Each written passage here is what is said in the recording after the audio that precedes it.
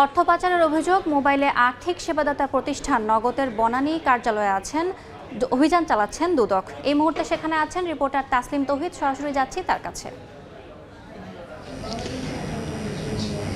মোবাইলে আর্থিক সেবা প্রদানকারী প্রতিষ্ঠানের বিরুদ্ধে দুদক আজকে অভিযান চালাচ্ছে। সেখানে নগদ এসেছে। সকাল থেকে দুদকের টিম, উপপরিচালক সহ বেশ কয়েকজন নেতৃত্ব দুদকের একটি টিম অভিযান এসেছে। তারা মূলত এখানে নগদের সাথে ডাক বিভাগের চুক্তি, একই সাথে তাদের বিরুদ্ধে মানি লন্ডারিং বা বিভিন্ন আর্থিক অনিয়মের অভিযোগে এই দুদকে এসেছেন দুদকের অভিযানকারী দল। তারা যেটা নগদ অফিসে এসেছেন, তারা যেটা বলছেন যে এই প্রতিষ্ঠানটার বিরুদ্ধে বিগত আওয়ামী লীগ সরকারের সময় কিন্তু বিভিন্নভাবে আর্থিক অনিয়মে রয়েছে, আর্থিক জালিয়াতি, অতিরিক্ত ইলেকট্রনিক অর্থ বা ই মানি তৈরি করার অভিযোগ রয়েছে। যে কারণে কিন্তু ইতিমধ্যে বাংলাদেশ ব্যাংকও বলেছে যে 2356 কোটি টাকার মতন হিসাব মিলছে এই প্রতিষ্ঠানটির বিরুদ্ধে।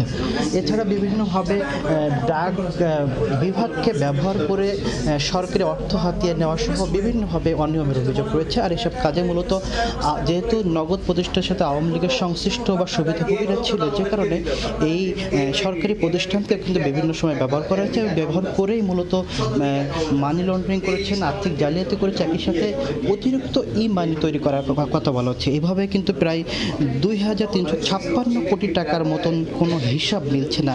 ইতিমধ্যে কিন্তু এখানে পট পরিবর্তনের পরে কিন্তু নবনিযুক্ত প্রশাসক নিয়োগও করা হয়েছে।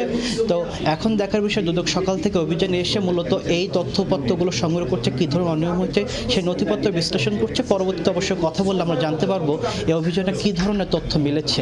তো এই ছিল আমার কাছে সবশেষ তথ্য নগদের অভিযান থেকে। সরাসরি যুক্ত ছিলাম বনানী থেকে।